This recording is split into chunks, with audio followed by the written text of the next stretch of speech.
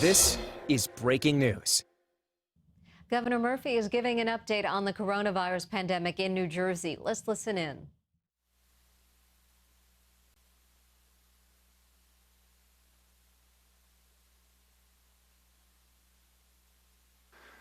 Good afternoon, everyone.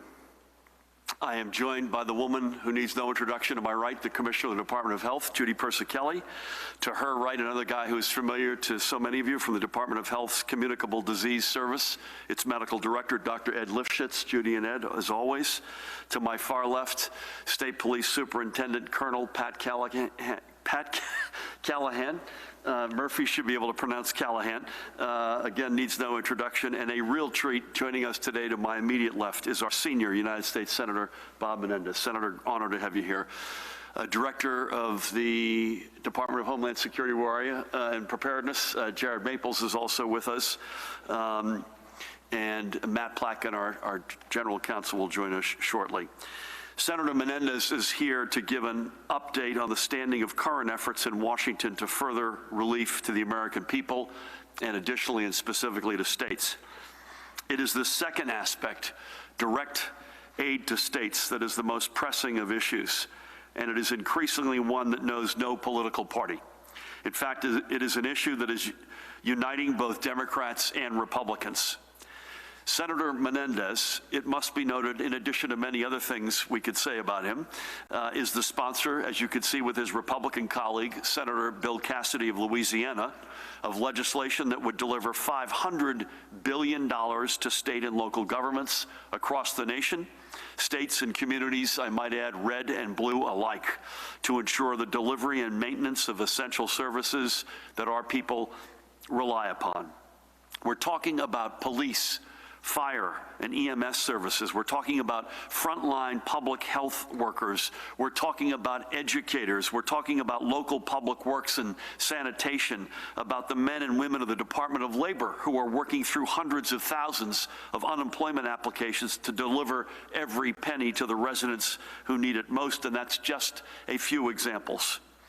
On the other side of the Capitol, in the House of Representatives, we're seeing similar bipartisan efforts. I had a conference call last week with a group of House members from New Jersey, New York, Pennsylvania, and Connecticut, led by our very own Congresswoman Mikey Sherrill, and New Jersey Republican, another friend, Peter King, a New York Republican, rather, Peter King, who have formed a regional COVID-19 task force to work together to deliver more assistance for our states. And I continue my efforts along with my Republican colleagues, including and especially Governor Larry Hogan of Maryland, who serves as the chairman of the National Governors Association, to press the case for state assistance even further. In fact, I just got off a video call with the White House, Vice President Mike Pence and his team, along with Governor Hogan, and we each made this plea explicitly on that call. I'm proud to have been among the first governors to sound the alarm for the need for direct federal assistance. I led the first letter to our national leaders with 3 of my colleagues when no one else saw this coming storm. I co-authored an op-ed for the New York Times with my Republican colleague and high school classmate Charlie Baker of Massachusetts back on March 27. And 11 days ago, I had the opportunity to directly press our case to President Trump when I had the honor of joining him and his team at the White House. I spoke to the Vice President on Saturday privately about a number of things, including money. I spoke with Speaker Pelosi as well on Saturday at length about the House efforts in this respect. And all throughout, the guy to my left, we have had Senator Menendez in the ring with us. He was one of the first to climb in, and he's been with us for every step of this fight, unlike anyone else I know. Unfortunately, there are those in Washington, like Senate Republican leader Mitch McConnell of Kentucky, to pick a name, who don't seem to get it. These are leaders from states that are all too happy to spend the tax dollars of New Jerseyans on pork projects back home, but seemingly have no interest in helping states like New Jersey at this moment to avert a national economic catastrophe. We've said it before, but it bears repeating. Kentucky gets back $2.41 for every dollar it gets from taxpayers, including ours. Senator McConnell, good luck tapping New Jersey for your next project in Kentucky if New Jersey has nothing to give because you refuse to help us restart and recover. These are the minds that Senator Menendez has been working hard to change. Others, in a different yet similar vein, suggest it's the fault of the states that COVID-19 has ravaged us. Forget the fact that we have lost now more than 9,300 of our blessed New Jerseyans to this illness. Forget the fact that we have had to shutter our economy to try to save lives. No, forget that. To them, all they see is what past administrations had piled up. Some have even suggested that our states should just go bankrupt. It's an echo of that classic newspaper headline from the 1970s, except the message today is Washington to states, drop dead. No one has asked for a bailout, and no one will. What we are asking for is the ability to prevent the public health emergency we are trying desperately to climb out from into a second Great Depression. We're asking for help to keep first responders, frontline workers, and educators from having to fear for their jobs. Nor, might I proudly add, is this state the state that it once was not that long ago. We've run up back-to-back record surpluses. We've made historically unprecedented pension payments while also having consecutive years of lower expenses for public employee health benefits. We've made the first payment into the state's rainy day fund in a decade. If there's an administration tackling New Jersey's legacy fiscal issues, it's this one. And yet all some in Washington can hear are the noises from our past. To put it in Sunday school terms, they're all the happier to lay the sins of those who created this mess at the feet of those trying to fix it. And a fiscal disaster is not months away. Hard and unpalatable decisions are being made in the here and now. They'll be on our doorstep in just a few weeks. Several cities are currently, as we speak, preparing for layoffs. And it's not just here in New Jersey. I promise you, these discussions are happening in red states and blue states across the nation. Senator Menendez knows, just as some of his Republican colleagues know, we need significant federal investments in our states to allow for our recovery. Without it, there will likely be no recovery. And time is of the essence, and Congress needs to act and act now. And I thank Senator Menendez for his tenacity in making our case and bringing along his reasonable Republican colleagues. This fight is not over, and I know I will do everything I can to see that it is won. I know that Senator Menendez will do everything he can to see that it is won. Just because the senator has a heart out and has to get down to Washington, back to the business of moving this ball along toward the end zone, I'm going to stop in my remarks, take a break, and ask if I could ask Senator Menendez to speak with us. Again, there is no better fighter. Forget just the folks who fight for New Jersey. There's no better fighter right now for the working class folks and families out there in this country than Senator Bob Menendez. Senator? Well, thank you, Governor. Good afternoon, everyone. And I'm glad to be here today and join the Governor and Commissioner Percicelli and Superintendent Callahan. And I want to thank Governor Murphy for his leadership. He has had to make some incredibly difficult choices, but the decisions that he has made has saved lives. And that's what's most important, the health and safety of every New Jerseyan. In fact, Governor Murphy was ahead of the curve, and I applaud him and his team for taking early action to slow the spread of the virus. And by the way, lest we forget, doing all of this while recovering from his own health challenges, and it's good to see that you're looking well, Governor. That leadership has never mattered more. Now, as the governor said, unfortunately, I may have to leave early to head back down to Washington for votes this afternoon. I wish I could say it is to move legislation to address this public health and economic crisis, but it is not. The vote is to approve another Trump nominee, not to deal with America's most pressing needs, which is COVID-19.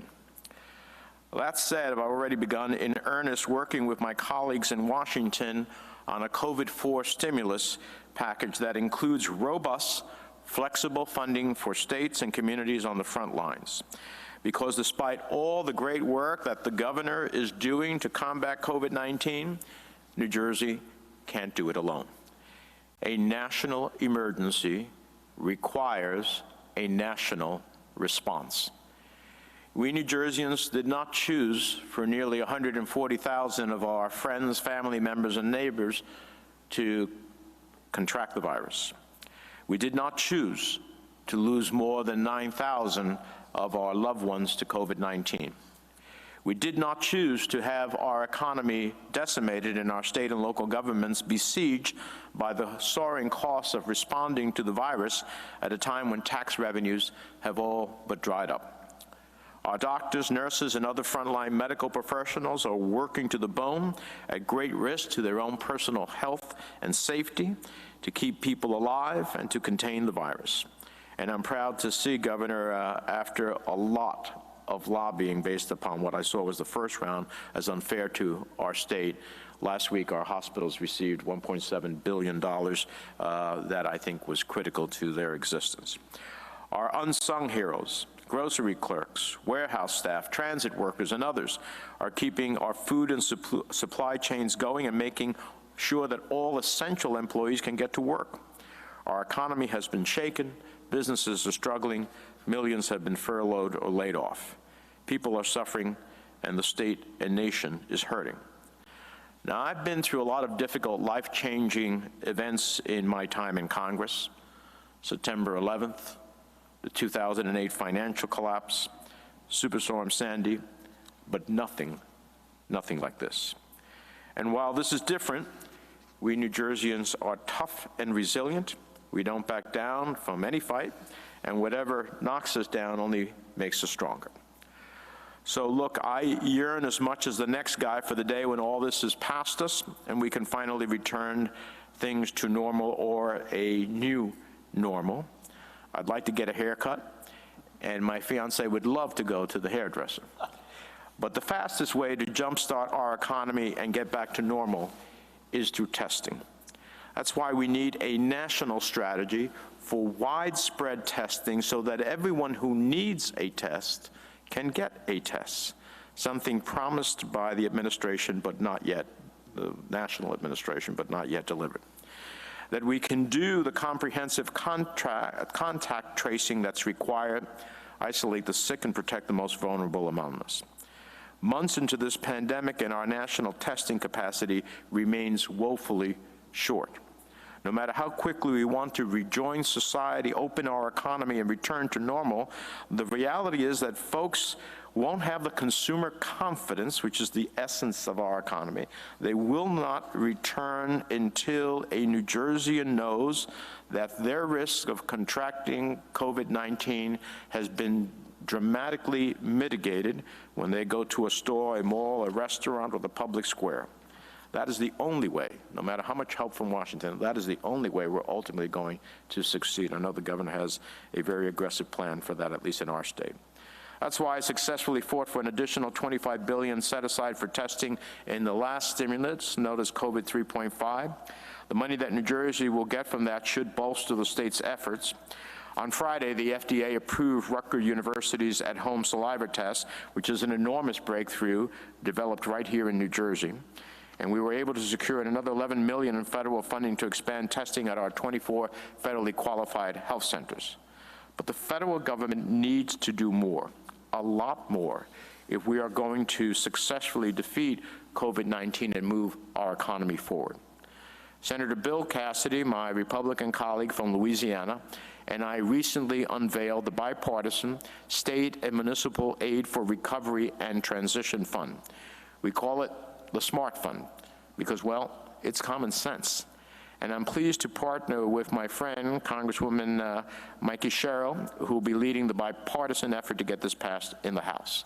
The SMART Fund provides states with $500 billion in flexible funding, with priority given to the areas of our country with the greatest need, based on COVID-19 infection rates and lost revenues due to the economic fallout. That's what Governor Murphy and his leadership and the bipartisan members of the National Governors Association have been calling for, and what the SMART Fund delivers. Not only that, we fixed the problem with $150 billion in state stabilization funds that Congress authorized in the CARES Act. The SMART Fund will retroactively overturn the U.S. Treasury's erroneously restrictive guidance, giving states like New Jersey maximum flexibility to respond to its most urgent needs. Although I'm pleased that after a lot of tough conversations with Treasury, we should be able to use the first tranche of money, hopefully pretty successful, but this will guarantee it. New Jersey is unfortunately second only to New York in the number of cases, and our economy has been hit harder and longer than most. The SMART Fund ensures New Jersey gets its fair share of federal funding, period, full stop. These flexible federal dollars can help our state dramatically expand its testing capacity and continue to treat COVID-19 patients. It will help stave off massive layoffs and deep, painful cuts to the essential services that make our state the great place to live, work, visit, and shop.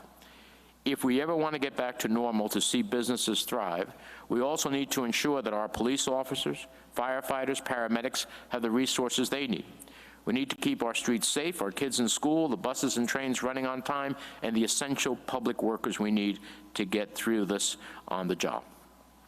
There's an ideological fight right now in the Congress about whether or not to help our frontline states and communities, but I'm optimistic. Democrats understand what's at stake, and more Republicans are starting to see the situation in their own states grow more dire, both in the number of COVID cases and the economic impact. This isn't a blue state or red state issue. This is an American issue. When I voted for funding for flooding in the Mississippi, wildfires in the West, Hurricane Katrina, I never asked whether it was a red or blue state. That's why we call the country the United States of America. And so as I continue to speak to my colleagues on both sides of the aisle, I feel confident more and more will see the SMART Fund as the reasonable, sensible approach it is. We are on the verge of announcing several new Republican Senate colleagues who will join us in this effort, hopefully by the end of this week. And governors, mayors, and county leaders from across New Jersey and coast to coast have expressed support. The New Jersey Policemen's Benevolent Association, the Amalgamated Transit Union, and others have endorsed the SMART Fund because they understand what's at stake for their members. And I'll continue to press upon my colleagues that the only way to defeat COVID-19 and send our economy on a glide path to recovery is by sending federal reinforcements to the front lines, to the state and local communities waging war with an invisible enemy. The federal government cannot sit on its hands and watch our states go bankrupt and our people suffer. The time to act is now, and I won't give up on this fight. And Governor, I'll just close where I began. After September 11th, we built a national intelligence system and homeland security system that has averted another strike on the homeland. After the 2008 financial collapse, we created new safeguards against systemic risks and gave consumers a champion in the Consumer Financial Protection Bureau. After Superstorm Sandy, we built New Jersey back, made our beaches more resilient and our communities stronger than the storm. And after COVID-19, we will be better prepared, more resilient in our public health infrastructure.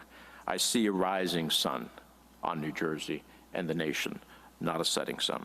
And together, Governor, we're going to make it shine brighter than the brightest sun we've ever seen.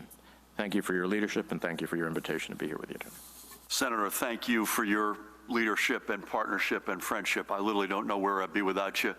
I think of all the important things you just said, the fact that you're going to be able to get some other Republican senators on as sponsors is a big deal. And it sends a real message, and we're doing everything we can in that regard, but also augmenting the ranks of the Republican governors to join us in the fight. I mentioned Governor Hogan as the head of the NGA, and his persistence here as an example matters. I can't thank you enough again for being here. I know you can stay for a little bit longer, but not a whole lot longer. We're gonna do something further that is out of norm and ask, without sweeping across, but very quickly, if anyone has any questions for Senator Menendez and specific to him, and then I'll go back and do the usual with Judy and Pat and Ed later. Elise, and then Nikita, and then Dave. Elise, hold on one sec. Martell, hello. Martell's got the mic. Hi. Senator, can you give us an indication of how many of your Republican colleagues are willing to support this, and how many names do you intend to announce by week's end? We hope to announce by the end of the week. I'm not going to announce for them, but I'll say that we have, in addition to Senator Cassidy, 2 to 3 more senators that have just about committed. They express they will be representative of a significant cross-section of the country. And one may not be so surprising, but the other one will be. And I think what happens, my experience in the Senate and in Congress is once you begin to create a movement where others feel comfortable in joining, the numbers grow. You also saw independently, you saw Senator Collins, Senator Mitt Romney, Senator Kennedy from Louisiana, all last week on the Senate floor and in various comments say that the states need help. And so I take that to heart. That is a totally different tune than the majority leader has expressed. And when that many members of his own caucus begin to speak up, it makes a big difference. That added with Governor Murphy's efforts with his Republican governors to speak up both at the White House and to the Congress is, I think, incredibly important. And the last point I'll make, I think we're going to see a lot of momentum come out of the House of Representatives, where Speaker Pelosi is firmly committed to a very significant package for the states. I would just make one other comment before we go. We'll go to Nikita and then Dave. We just, as I mentioned, got off a video call. Judy and Pat and I were part of the group that we do at least once a week. And one of the flare-ups, correct me if you heard this differently, that they are monitoring most carefully right now is in Texas. All right, and so you've got, that's a good example. You've got a Republican governor and 2 Republican senators. This virus does not know political boundaries, doesn't know boundaries at all, but it certainly doesn't know political boundaries, as an example. Please, Nikita. Thank you, Governor. Senator, so I have a quick question, not directly related to what you said, but I know that 18 Republican state attorney generals have called for an investigation into China over what they allege is a cover-up of the spread of coronavirus in that country. As ranking member of the Foreign Relations Committee, do you have a view on that? Well, look, there's no question that this virus began in China, although all the latest evidence suggests that its transmission here in the United States came from European visitors, who ultimately probably caught it by virtue of visits to their countries from those from China. For me, the problem with China is that they were not forthcoming at the very beginning. And in the potential of a pandemic, you need whatever country is facing that reality to quickly sound the alarms and to fully and openly and transparently give all the information that exists so people can prepare, governments can prepare. I think China failed miserably in that regard. Beyond that, the questions of whether or not there's allegations that this began in a lab versus in an open wet market, I have to be honest with you, from what I've seen, and even now the Secretary of State is backpedaling from those comments. I'm not sure that that is as important as dealing with what we're talking about here. How do we deal with this challenge now? How do we get almost universal testing? You know, I haven't been tested, and I'm asymptomatic. At some point, I'd like to get tested because I'd like to go hug my grandchildren, including the new one that was just born, that I have not even met, except 2 pictures. And that's true. I think it's true for a lot of people. So at the end of the day, you can only do that through some form of universal testing, and you need the resources to do that, and then the contact tracing that goes along with that. So I think that the sooner we get to that, the more important it is for us opening our economy and getting our lives back. Amen. We'll do one more from Dave, and then if it's okay with you, Senator, we'll go back. Absolutely. Dave's over here, Martel. That's John, by the way. John, introduce yourself, please. Hi, thanks. Senator, Governor Murphy has made it a point of creating a relationship with President Trump, it seems, and really try to let him know in any way that he could where he supports him. Do you feel this is an important component of trying to move your efforts forward? Have you reached out to the president? What would your message to the president be? Is there space for you to do something with him in a common effort kind of a situation? Well, listen, I applaud the governor for putting New Jersey's interests first. He doesn't see this as a partisan issue. It should not be. And I appreciate the efforts he's made with the White House and with the president to attract resources for New Jersey, and he's done that successfully. And that's the way it should be. That's why I'm not making this a partisan piece of legislation. I've particularly withheld its introduction in order to get several other Republicans lined up.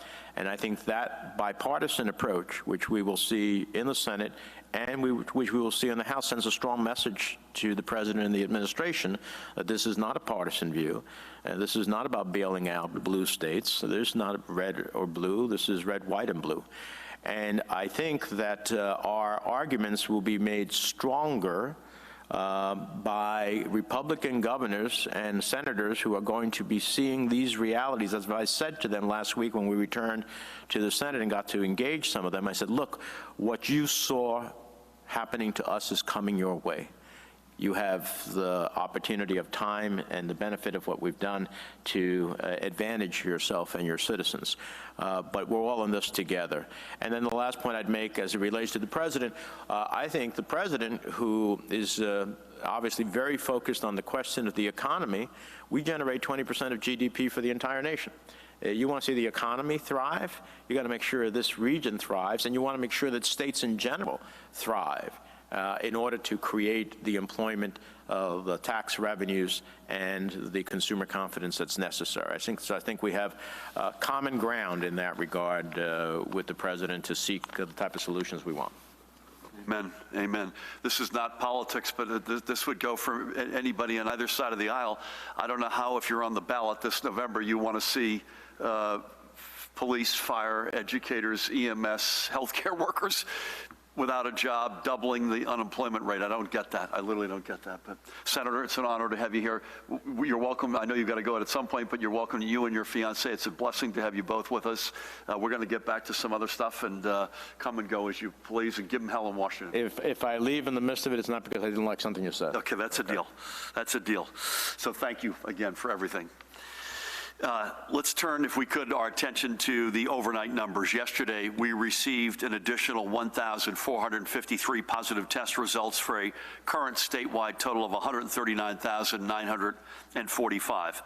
The number of new cases has showed continual moderation, as you can see, and we're seeing real progress in declining positivity rates. As we see in this graph, the daily positivity or the spot positivity rate of samples the day they're collected. And today, that rate, I need to get my eyesight better. I believe these were collected on May 7th as the most recent data. The positivity rate statewide is 26%. And as we've noted, Judy and Ed and Christina and I have noted, this number's a bit more insightful than the daily number of cases we announce, as it looks at a date certain instead of reporting results batched from several days of samples. And here are the daily positivity rates across each region of the state, and it's obviously converging. The map that we've been regularly turning to keeps showing slower rates of spread across the state. Please God, that continues. In our hospitals, the number of patients currently being treated for COVID-19 dropped by roughly 430 from where it was, Judy, on Saturday when we last met, and now stands at 4,195. As we see, the number of hospitalizations across our healthcare systems regionally continues to also trend down. And the per capita rate of hospitalizations regionally continues on downward trajectories as well. That was something that we were very focused on, particularly when we saw new hospitalizations spiking in the South with a smaller population. Our field medical stations reported 30 patients. Looking at our long-term care facilities, the numbers of positive cases, as you can see there, 26,397, and the fatalities, which is 4,890 connected to these facilities, continues to grow. We continue to work hard to mitigate these numbers, and we had good reports from this past weekend when the first group of New Jersey National Guard members joined the on-ground staffs in several facilities. This is an all-hands-on-deck moment, and it has been. The number of patients reported in either critical or intensive care fell again yesterday to 1,255, and ventilator use continues its downward trend with 970 currently in use, and that's the second straight day of the ventilator count being under 1,000. There were 179 new COVID-19 hospitalizations yesterday and 389 across the weekend. But there were 227 live patients discharged yesterday and 666 across both Saturday and Sunday. And here are the numbers from yesterday. Again, this is the only yesterday broken down by region. Again, new hospitalizations on the left, new discharges of live patients on the right. Over the past week, I've been adamant about two things. Public health creates economic health, and data determines dates. Tomorrow, we will discuss, as the senator mentioned, two key metrics to our reopening strategy: the continued ramping up of our testing capacity, and secondly, implementing a robust statewide program of contact tracing. Implementing this plan will be very costly. Throughout this past weekend, we furthered conversations with our federal partners, including with the highest levels of the administration and White House staff. I'm hopeful that our continued efforts and the relationships we have fostered will deliver a significant sum for the state. We are in this position because of the work you are all doing to protect yourselves, your families, and your communities by maintaining the practices of social distancing that are now part of our routine. We are getting data that is making us more comfortable and confident that we will soon have some hard dates as to when we can truly begin our road back through restart and recovery. But as I am able to give some hard dates, remember that you all did this out there through your hard work over the past nearly 2 months. Please keep it up, folks. It is clearly working. And as it relates to some hard dates, I hope we'll have some news to report at some point later this week. However, as we are on that road back, sadly, we know that there are those who will not join us for that road back. And today we report another 59 blessed souls who we've lost from COVID-19 complications, and our statewide total now stands at 9,310. Before we go on, Judy would want me to say, and I will say it, and I suspect she may amplify it, that the Monday data has historically been light. You can literally look at that chart, the bar chart, and go back. Each Monday, our reporting is a little bit lagged with the reality. So I love to think that that was a money good. Sadly, those folks are gone. We know that. But my gut tells me, I suspect Judy would agree, that we have to, as we do early week, average a few of the early days of the week together to get a real accurate number. Let's remember several of those blessed souls that we have lost. We begin with Mary Jean McLaughlin of Short Hills. Mary Jean was 89 years old. She was born in Newark and raised in Orange and West Orange before moving with her husband John to Short Hills to raise her family. She graduated from the College of St. Elizabeth and got her teaching certificate in 1956 from Newark State Teachers College, what is today Keene University, and began her career at the Lincoln Avenue School in Orange. She put teaching on hold to raise her children, but returned to the classroom in 1979 and began nearly a 30-year stint. And she became a legend, literally, at the Pingree School, where she would eventually lead the Language Arts Department and was an active supporter on the campus-wide Veterans Day and Earth Day programs. Although Mary Jean retired in 2007, she could not find it in her to actually leave the classroom and continue to substitute teach for several more years. Bless her, she passed. I guess it's somewhat fitting if she had to go, bless her heart. She passed on National Teacher Day. Mary Jean leaves her children, John, Michael, Mark, and Edie. I had the great honor of speaking separately yesterday with both John and Edie, and they told stories about their mom, and she was an institution, including in their own household. And she's now reunited with her husband, John. May God bless her soul, and may God bless her family. Next up, this is Felicissimo Omanya Luna, Jr. He lived in Woodridge, Bergen County, and was known to many as Tom, which was a relief to me because I'm not sure how many times in a row I could have pulled off Felicissimo. Born and raised in the Philippines, he came to the United States in 1986 and worked hard to become a licensed medical technologist for the Hebrew Home for the Aged in the Riverside neighborhood of the Bronx. It was there that he met a nurse, Enriqueta, known as Kitty, and they would marry, move to Belleville, and raise 3 daughters, Gabrielle, Gracielle, and Giselle. But with a family to help support, Tom kept studying and earned an associate's degree in nursing from Bergen Community College and received his RN license. In 2016, he earned his bachelor's degree in nursing from the College of St. Elizabeth. Tom was one of our frontline heroes, a nurse in the emergency department at Trinitas Regional Medical Center in Elizabeth, where he kept up helping those who needed him until he fell ill. And when he did, one of the nurses who attended to him was his daughter, Gabrielle, who followed her parents into the profession. Tom was just 62 years old. Tom, we take our hat off to you for your years of service to the people in your care. May your memory bring peace to Kitty and your daughters. God bless you, pal. And finally today, we remember Marvin Demby of Pennsauken. Look at Marvin's smile, man. Want to talk about $1 million smile. His was the face that you would see at the store and keep our nursing homes clean and safe.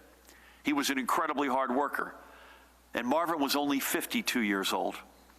He was a proud member of United Food and Commercial Workers Local 360, a clerk with the Price Right grocery store in Camden, as well as a member of the maintenance staff with a Vista Care nursing home in Cherry Hill. He is survived by a daughter, Shanetta, with whom I had the honor of speaking yesterday, and a son, Marvin, and his sisters. Shanetta and Marvin are in Ohio, so they're not in New Jersey, and they desperately, as you can imagine, wanted to come back. So I know they're far away, but they're close in our hearts and in our prayers. We send our deepest condolences. God bless Marvin's memory and to his family. 3 more cherished members of our New Jersey family taken by COVID-19. We remember them as we remember all we have lost, and we also keep their families and friends in our thoughts and prayers. Again, these are the reasons why we must be careful and responsible in our restart and recovery. If we started the road back too quickly, we know we'll have to remember many more than we need to, and we've already lost 9,310 precious lives. So keep at it, folks. You've been extraordinary. No state has done better than New Jersey in flattening this curve, in lowering the amount of hospitalizations, and thank God, even though we've lost so many fatalities. The data is promising. As I said earlier, I'm hopeful to put some dates on the schedule very soon, but we need to keep it up, and together we can make all of this work. Switching gears, a couple of quick items. I think I may have said this on Saturday. Judy and I and our colleagues had a good call with legislators on Saturday morning. I thought that was a good back and forth. Likewise, Senator Menendez was on. We had a good call with our federal congressional delegation. Pat was on both of those calls with us. I spoke to leaders of 4 big food-related entities over the weekend just to get a sense of food security, food supply, et cetera. So leadership at Mondelez, Acme, Wakefern, Stop and Shop. Those were good conversations, sort of walking through both the history, recent history in terms of the surges and the panics, as well as where we have some food challenges. I also this morning, unrelated to all the above, had an incredible honor and took a phone call from the president of the state of Israel, Reuven Rivlin, and the president restated the strong relationship between the state of Israel and New Jersey, that they're there for us in our hour of need, and we both agreed when the dust settles on this awful crisis that a meeting in Jerusalem was something that we each wanted. A quick announcement: the federal government has extended what is known as Title 32, which means that our National Guardsmen and National Guardswomen will continue to receive pay through the federal government through late June. Senator Menendez, thank you for your leadership on that, as well as so much else. Our Guardsmen and Guardswomen have been an integral part of our response team, and as I mentioned earlier, some are currently helping in our long-term care facilities, providing much-needed backup for the hardworking staff members who have been doing all they can to protect their residents and themselves.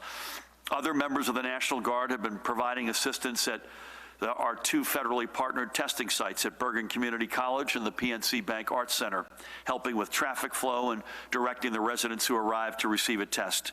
So to every member of the New Jersey National Guard who has been part of our team, thank you. And I thank the federal administration for allowing us to keep you on and keep you paid. I mentioned I spoke with the Vice President privately on Saturday. We spoke about money, but we also spoke about Title 32. I also had a good confirming conversation with the administrator of FEMA, a guy we all now know very well, Pete Gaynor.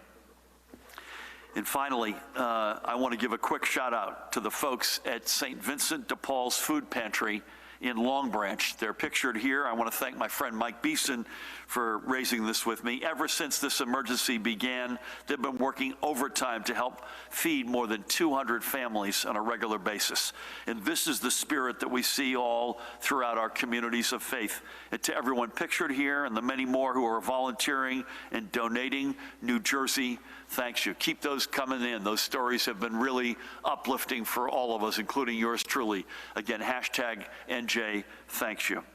With that, I know you've got to go in a minute, Senator. God bless you. Safe travels to Washington. Good luck down there. Honored to have you both with us. I also want to give a shout out again. Chief Counsel Matt Plotkin is with us, and the head of Intergovernmental Affairs, Mike Delamater, is hiding in the corner. I wanted to give him a shout out. With that, I want to turn things over to the woman who needs no introduction. Please help me welcome the Commissioner. You've been listening to Governor Murphy give an update on the coronavirus outbreak in New Jersey. We're now returning to regular programming on CBS 2. For extended local news coverage, you can stick with our streaming service, CBSN New York. This has been a special report from CBS 2 News. We now return to our regular programming.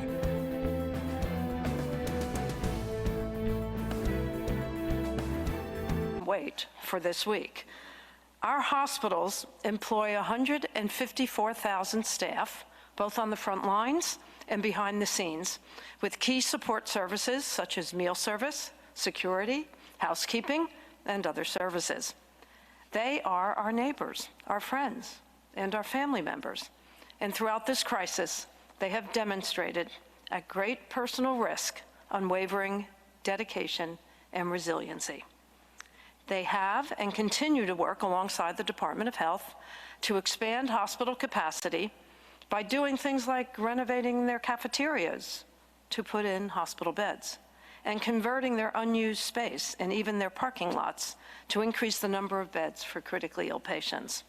They've shown great compassion and empathy by bridging the gap between patients and their loved ones who have been unable to visit them. At the same time, they have continued essential services like welcoming new babies into the world, caring for trauma patients, and keeping their emergency departments open. We recognize that COVID-19 has placed extreme financial pressures on our hospitals and health systems, and we are working with the hospitals to develop practices to open their doors even wider. During this pandemic, the hospitals have continued to treat all of the patients that have come to them for care. In fact, during the past 2 months, the hospitals have taken care of 346,756 patients who are not diagnosed with COVID-19. This week's celebration of National Hospital Week is taking the form of a week of thanks. So let's continue to show our thanks to all the frontline medical and hospital workers by supporting them in any way you can, whether it's donating toward a local restaurant, providing meals, or sending homemade masks, or participating in drive-by thank yous. As for my daily report, as the governor has shared, our hospitals reported 4,195 hospitalizations of COVID-19 patients and persons under investigation. There are approximately 1,255 individuals in critical care and 77% of them on ventilators. The governor reviewed the new cases and deaths. In terms of deaths, the breakdown of deaths by race and ethnicity are basically unchanged. White, 52.8, Black, 19.1, Hispanic, 17.5, Asian, 5.3, and other, 5.3. There are 515 long-term care facilities in the state right now with COVID-19 cases. There are over 26,000 COVID-19 cases in these facilities.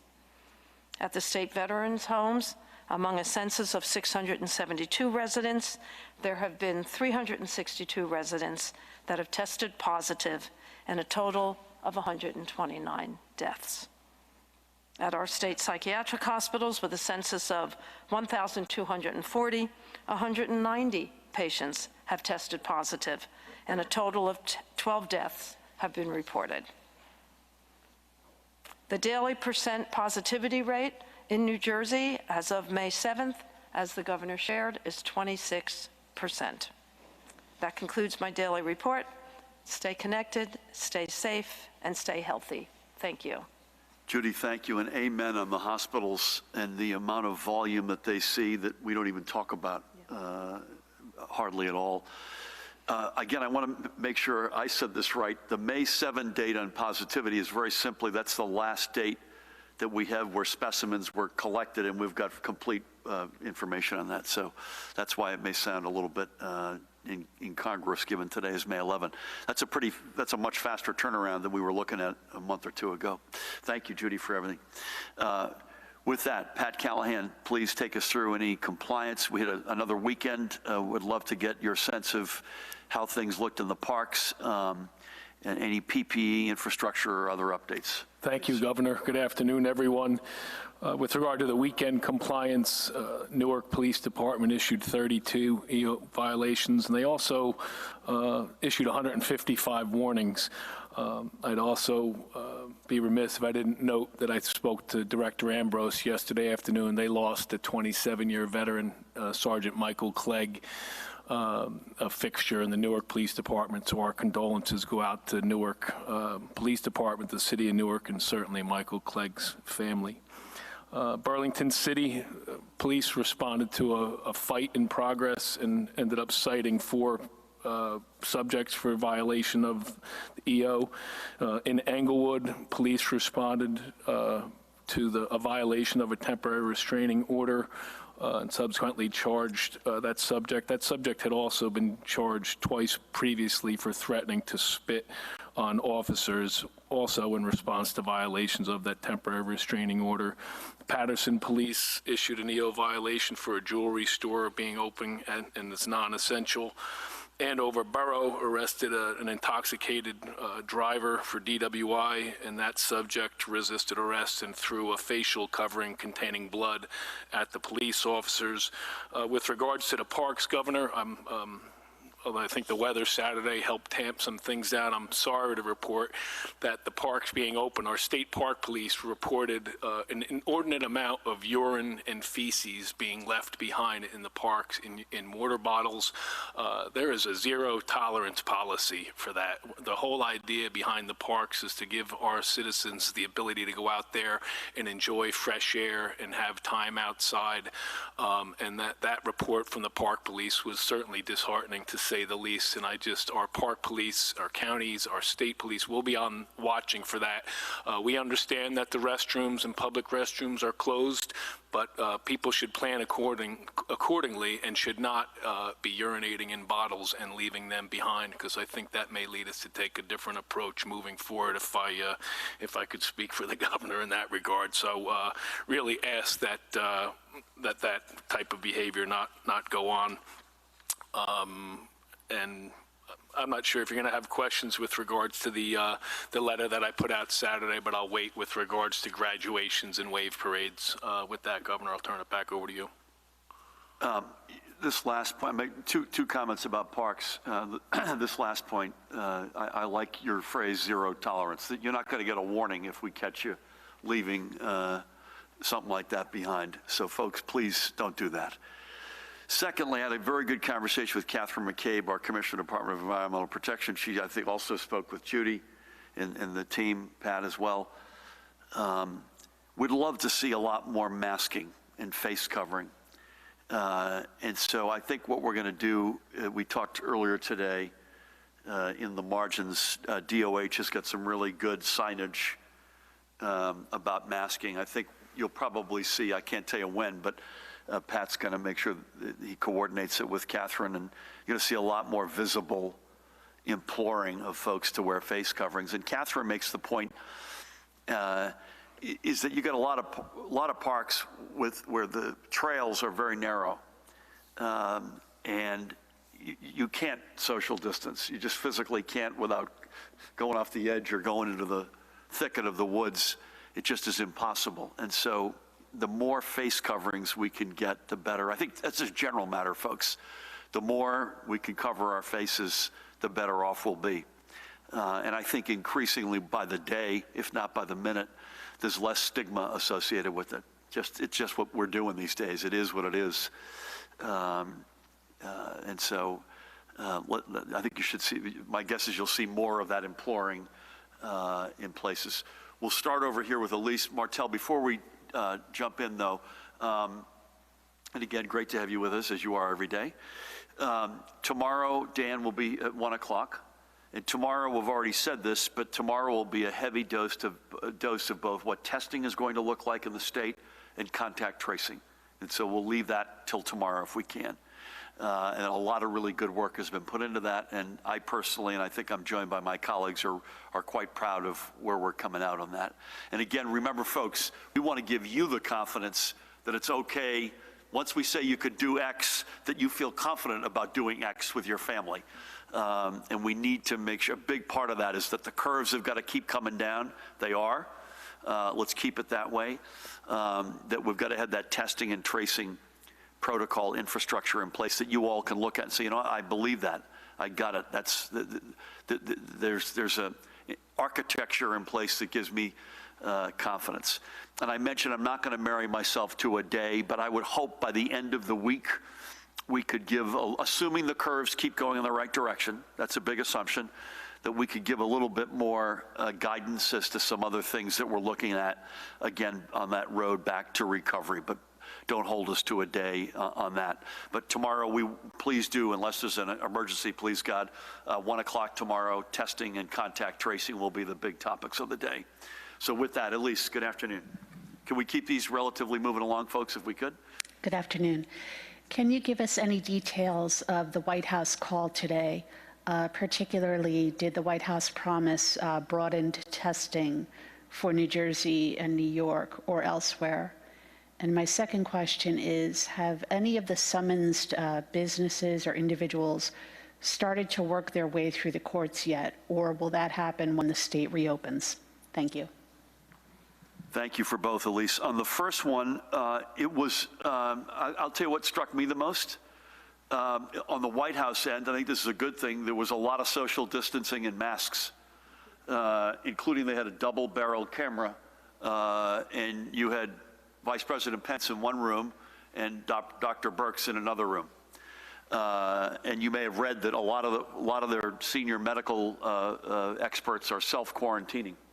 So there was really, I didn't see, other than staff, I didn't see anyone else on that call, unless you all did, other than the Vice President, Dr. Birx. Well, I'll defer the testing until tomorrow, but they have been integrally involved and very helpful. So we'll give you, if you could bear with us on that, we'll give you the full soup to nuts tomorrow. Matt, can you answer the question? Has any folks who've been summoned, have they, any of them made their way through the courts? Pat might have a better idea, or we can get one on public safety to weigh in. I couldn't hear you, Matt. I said, I'm not sure if the colonel has a better idea. I don't know offhand, but we can ask the Attorney General's office to weigh in. I wasn't sure which courts were open or closed. That was the one point that... Dan, where are you? Can we come back to Elise with an answer on that? Thank you very much. Sir, good afternoon. Thank you, Governor. Why are why are schools not allowed to hold those so-called wave parades? Colonel, are you really going to go after principals who don't cancel these parades, and what punishment could they face? And Governor, how can you justify allowing people to play golf when seniors are banned from these drive-by graduations when both are outdoors? When seniors, you mean high school seniors or senior citizens? High school seniors. Okay. I'll let the Colonel, he alluded to this letter. I'll let him take that one. Thank I had you. a feeling it was coming. Yeah, we were receiving several questions with regards to graduations and different proposals being put out there. So first off, we would never and we could not prevent vehicles driving by, let's say it's a senior and him or her on their front porch with their parents. Those vehicles can go by. What we are discouraging, and the intent of my letter to Department of Education and public and non-public schools, was directing students to gather on the front lawn of a school, at a football stadium, at a town hall, because what you're doing is inviting them to gather, which is in violation of the EO. So I think there was confusion that people who are out of their cars, that was the issue. The wave parades, and we've seen it with fire departments and police. I think the governor commented on it 2 weeks ago. It's a great gesture to give that sense of solidarity, but when there's 50 people standing on top of each other on the curb of a hospital or in front of a high school, that's where the problem comes in. So if people wanted to get in cars and drive to every graduate at a high school across town, and that graduate and mom and dad were on the front porch or front lawn, that is certainly okay, but it's the summoning of people to gather together for a graduation or that wave parade that I hope I was clear in the letter. Received a lot of feedback on it, so I hope that what I just gave clarifies what our intent is there. If you look at, by the way, the parameters we put around golf, it's the furthest thing from what you're hearing about congregating in a football stadium. Literally, you got to golf basically. I think you got to drive your own cart, and you can at most have a twosome unless you're a blood relative family that congregates together. Okay, real quick, please. Colonel, the letter I saw said that wave parades should be canceled. Are you saying that they don't have to be canceled if people are not gathering at a school or a central location? I think I'm clarifying it here now. A wave parade that does not summon students or individuals to one location. So if that's 7 cars want to drive by a senior's house and that family is on the front porch or in the yard, that is certainly not in violation of the EO. But what I was hearing was that they were all going to be assembled at a school, at a town hall, at a football field, which would be in violation. And not in their cars. You're saying that they'd be getting out of their cars. Right, they'd be getting out of their cars to wave at people, and that's where we've seen no mask and people within closer than 6 feet of each other. So we're good. We'll go back to Matt, where hearts are breaking here, most importantly for the fatalities. But on that list of broken hearts are seniors and their families. It stinks. There's no other way to put it. And we feel awful, but we also got to make sure we don't, by celebrating this year, that we lose somebody, and we can't do that, particularly in the intergenerational spread of this virus. Matt, good afternoon. Good afternoon, Governor. The target date to begin testing for all inmates and prison staff was last week. I'm curious if you could give an update on how many tests have been done and what the anticipated timeline is for testing everyone in the state's prison system. And real quick, Governor, just curious if you could explain why you pulled both NJ Transit board nominees late last week. Curious of how that sort of hampers some of your things that you wanted to get done with NJ Transit, how that might slow things down. I don't have an answer on how much have been tested. Do you happen to know, Judy? But we can get back to you on that. And you're going to hear vulnerable populations. I don't want to preview too much for tomorrow, but vulnerable populations are at the top of the list in terms of priorities on testing. Matt, would you want to add to something? Just one clarification. I don't think we said everyone would be tested by last week. They were beginning to phase in using the Rutgers test, universal testing starting last week. Is that correct, Commissioner? Yeah. Can we get back to you with any color on that? You're going to hear the broader answer to your question tomorrow in terms of how we anticipate going about the broad community. Can we get back to Matt on how much has already been done, if that's all right? No insights on NJ Transit. I mean, this stuff happens all the time. We put people up, we pull back. No juicy backstory, and I don't listen. We want a full board. We want everybody in the seat. We want it properly representative for the particular categories in particular that are, whether they're advocates or bus riders or train riders. That's all very important, but we're not going to hold up progress of NJ Transit as a result. I would hope we can get back and get some folks nominated sooner than later. You good, sir? Okay. You're good? We're coming at you here. Hold on, Ian. Thank you, Governor.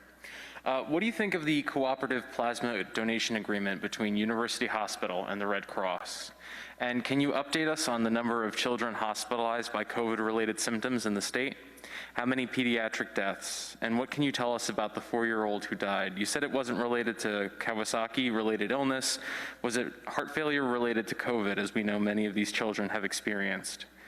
Is the decrease in cases due to social distancing, or is there any evidence that this could be the virus waning due to the warmer weather, as some had predicted? What proportion of new cases are coming from the general public versus from institutional settings? Do we know that percentage? And one more, sir. Okay. And what can we expect an update on the work being done in Salem County for the testing of migrant workers? Testing of what, sorry? Migrant workers on the farms. Okay, so Judy, I'm going to take shots at these and you come in behind, okay? Is that all right? Sound good? We'll partner. University Hospital, Red Cross, we were here Saturday and we love it.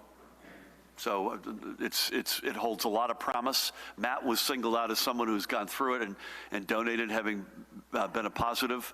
It holds enormous promise, how much promise to be determined, but we were thrilled to have Rosie and Sharif both with us on Saturday. I think it looks great. Judy will come back to you. I don't know that we know how many kids are in hospitals, but I'll let her come back to you.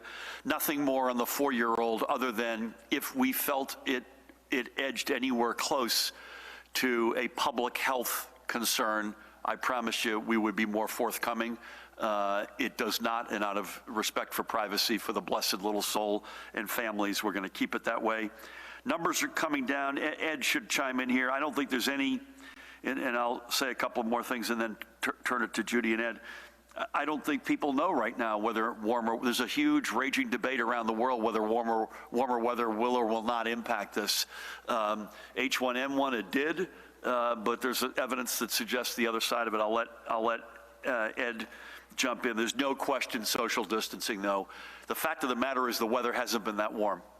It's warmer than it was a month or two ago, but it really isn't that warm.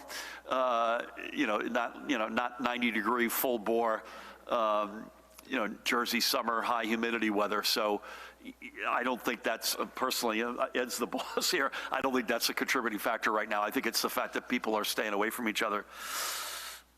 Martel, come back because I missed your institutional settings. What was the question?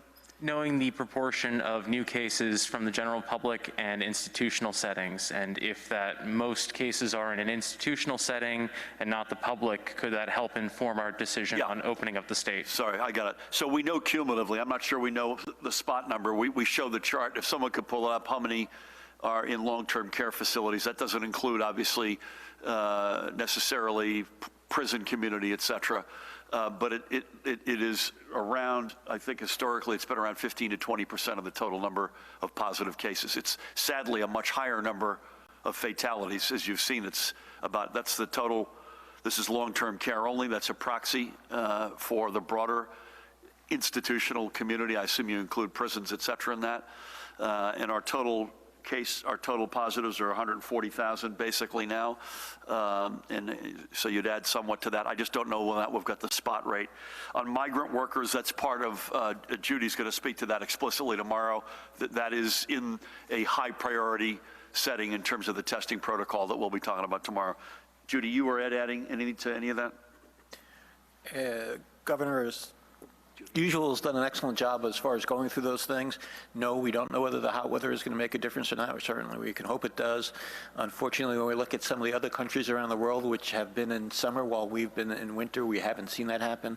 So as to whether weather's playing any impact here in New Jersey, guess is probably not. Without a doubt, I will say that the social distancing measures have made a difference. They have saved lives.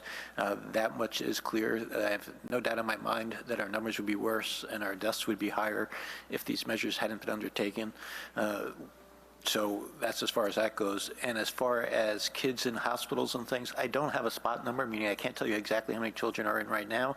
I can tell you that overall, kids under the age of 18 are about 2% of the total hospitalizations that we've had, or in other words, out of the 50,360 hospitalizations that we know about, there were 884 who were children.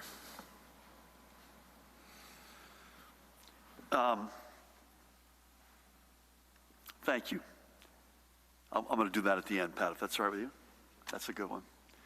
We'll come down to Dave if we could. Thank you. Thank you, Ed. Hi, Governor. The last several days when you announced that school was going to be canceled for the rest of the year, you and the Education Commissioner talked a lot about looking at creative alternatives about graduation. As the Colonel referenced, there was one letter from him, another email from somebody in the Education Department talking about that now we're only going to have the virtual graduations. Some educators and parents we have heard are upset by what they say is an apparent change in the message here. Has it changed, do you think? Why only virtual and nothing else? 6 feet apart on a football field with everybody wearing masks, they're outside. Is there a concern that in setting that up, there may be more contact with people next to each other? Are you afraid that other situations like weddings, they might try to make the same argument? What's the thinking about this? Because as you've referenced so many times, this is such a milestone in the history of high school graduation, not only for the kids, but the parents as well. Thank you. I'll give you my thoughts, and Pat, you may want to come in. We haven't changed our tune. And including, this came up on the call with the congressional delegation this morning. One of the things we have alluded to, and I would repeat today, if graduation was supposed to be on June 1st, as we look at June 1st right now, one guy's opinion, we'll be more open than we are today. And I think there'll be a couple of steps, as I said, that I hope that we could touch later this week and give some specificity. But I don't know that we'll be, quote unquote, completely out of the woods that we could do what you're suggesting. Could we do it on August 1st? I'd put more money on that. I wouldn't make it still non-refundable, we never married ourselves to timing. We always thought there was going to be some virtualness around this. And that's, if it's in the here and now, again, if Judy sees this differently, we're going to take some steps, but I just don't think we're there yet. Could we get there? Yes, I think we could get there, but I can't promise that. And again, this is all dependent on a series of very specific health steps and markers that we've laid out that are crystal clear, that these curves have to keep coming down, that we get the testing and contact tracing that Judy and others are going to speak about tomorrow. And again, we're making progress. Again, if your graduation is June 1st, I can't honestly tell you that you're going to get there by then. But could we get there down the road? The answer is yes. As I said, there's nothing like losing somebody. So let's just put fatalities, serious illness to a respectful aside for a moment, because that's the loss that you can never get back. This is among the most heartbreaking ones that we hear about. Parents are not bashful. I've heard from seniors themselves. You heard Lamont Repollet sitting here as the commissioner of the Department of Education a few days ago with a high school senior, and his daughter's not going to get that. So it stinks. There's no other way to put it. But I'm never say never. But if at the moment we can't congregate, we cannot do that. It is still a stay-at-home, overwhelmingly stay-at-home state. I hope we're going to be able to, again, the curves keep going. We'll be able to tweak, I hope, step by step, and we would be the happiest people, other than parents of high school seniors and the high school seniors themselves, I promise you. Thank you, Dave. Nikita, good afternoon. Good afternoon, Governor. I still have not spoken with the Vice President. I was actually going to ask that. It's really helpful. Without kidding, it's helpful that you say that from the outset. But I did want to, I guess, sort of refresh some other questions. So is there any chance that we'll hear an update about the July primaries sometime this week? And then have you given any further thought to the possibility of a second budget address? Both good questions. On the latter, I haven't, but that's something that we're considering. So, and I give you the assist for raising a level of consciousness associated with it. I think in the here and now, and Matt can correct me if I'm wrong here, we want to see how tomorrow goes. We've got a pretty good experiment before us. Clearly, it's not statewide. It's got different dimensions. These are local races, but every race is important. And I think we want to see what tomorrow looks like. So does that mean this week or not? I don't know, but I do know that the clock is running and it's going to need to be sooner than later. So let's see how tomorrow goes. Would you agree with that? Yeah. Thank you for that. John, you're going to bring us out today. Good afternoon. Thank you, Governor. I have two questions on testing, the numbers that we're getting. I'm trying to understand the positivity rate. Forgive me. On April 1st, the difference between positive cases from major labs and the positive total reported by the state was about 1,700. That number has grown to last week where there was a difference, an average daily difference of 30,000 between the total number you're reporting and the total number of positives from major labs. Can you explain the difference and why that grew? And yesterday there was a report of total tests from labs, which was 280,000. But now the dashboard doesn't have these major lab tests, and it says the total test reported was 425,000. Can you explain that huge jump and what does this new number mean? And also, again, on the pediatric inflammatory syndrome, can we get a total number of cases? Is the state tracking that? And Governor, over the weekend with a lot of people on the, down the shore on the boardwalk and whatnot, there were some, at least one legislator and others trying to promote protests against this. One Republican legislator was urging people to go outside and, quote, take this rebellion a few steps further, get ready. Any reaction to that? Was that Senator O'Scanlan? Yes, it was. Okay. Yeah, I'll close with that. I've got a particular view on that. Do you want to take the testing, you folks, the numbers, as well as the pediatric inflammatory? Thank you. When it comes to tests, traditionally we're a whole lot more confident when we get a positive than we either don't hear anything or we get a negative. And the reason for that is because labs are used to reporting to us positive results. That's what's required under our regulations. They're much less used to reporting negatives. So when we began with COVID and we sent out the request to labs, hey, we want the positives and the negatives, we were more comfortable with what we call the major labs. We worked with them more regularly. We were getting most of the data from them back and forth. They had a good electronic connection that we knew going back and forth, so that we were comfortable that we were getting all the results, both positive and negative, from them. As time went on, and that was about 95% of all the results we were getting at the beginning. As time went on and you began to get a lot more laboratories that came in and play in this arena, and a lot more began doing the testing and sending us results as well, the percentage that we were getting from the major labs dropped over time from about 95% down to about 80%, which is about where we're at now. So now they're still doing a lot, but other laboratories have sprung up. As those labs come in from other laboratories, we begin to see whether we're getting positives and negatives, and literally at this point we get results from over 100 laboratories, again from over 100 laboratories when it comes to this. As you can imagine, it's hard to know for sure whether every one of those labs is sending you every result. And that's why we have tended to stick with those major labs when it comes to figuring out our positivity numbers. We knew it wasn't the total population out there, but we were most comfortable that we're getting both the positives and the negatives accurately so that we can make that calculation. Going forward, again, we're seeing more and more that we are getting negatives from more and more of these labs, so we're trying to include that in the totals. We've always included out all the positives from all the different labs. Hopefully that answered that. And briefly about the question about the pediatric multi-system inflammatory syndrome, or sometimes known as Kawasaki or toxic shock related, we're still very early in this process. We put out what's known as a call for cases out to the community last week, and we've begun to hear back about potential cases in New Jersey. We've heard of 8 so far of children, luckily no deaths at this time. As I said, very early in the investigation, it is not yet clear whether these are all still related or all related to COVID or not, but that's where we're at. Thank you, Ed. Yeah, listen, I consider Senator O'Scanlan a good guy and a good friend, but I have to remind, we both live in Monmouth County. There are just under 7,000 positives as of today in Monmouth County, and 445 people have died from our county. So I want to open the state up as much as the next guy, trust me. 100 and something people went into the hospital yesterday.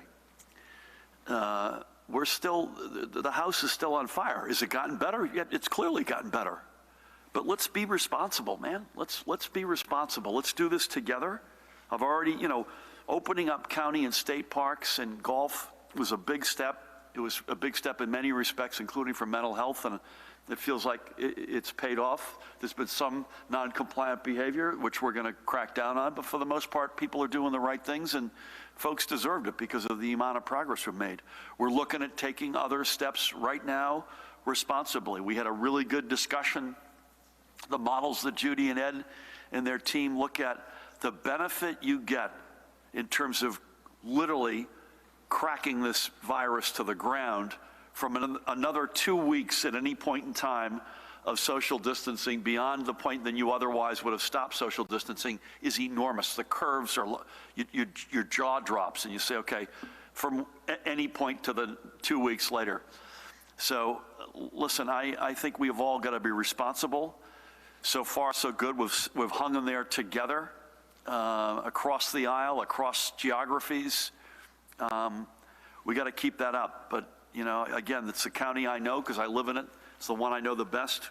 445 would have been unfathomable in Monmouth County 3 months ago to think that 445 people would have died from something like this. I mean, it's just, this is in all of our neighborhoods, all of our counties, up and down the state. Let's do this responsibly. I want to open up as much as anybody, but let's do it together. Let's do it with responsibility. Let's do it based on the data, and let's do it together. With that, I'm going to mask up, if that's all right. I got my American flag on today, and remind everybody I still fly 5 American flags at my house. I don't know why Pat didn't say this, but I'm going to say this as an homage to Pat and every other law enforcement officer in this state, including the extraordinary members of the state police who protect me and my family. It's National Police Week, and it started today. So not only do we have the National Hospital Week on the one side, we got National Police Week. So to each and every one of the members of law enforcement, we tip our hat to you. We do that in any event, but we really tip our hat to you in the war that we're fighting.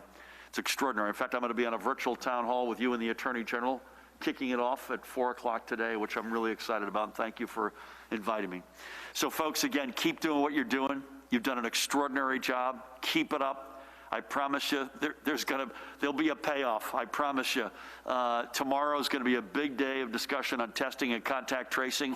As I said, if I hit my druthers, I hope by the end of this week we'll be able to talk about other date-certain steps we can make. Election day in a lot of communities tomorrow, so folks, we're going to look at that as Nikita's question triggered in terms of how the vote-by-mail reality works in those communities in New Jersey. We'll be together at 1 o'clock tomorrow, Dan, is that right? I want to thank again Judy Persichelli and Ed Lifshitz to my right, Pat Callahan, Jared Maples to my left. To each and every one of you, keep it up. God bless you all. We'll see you tomorrow.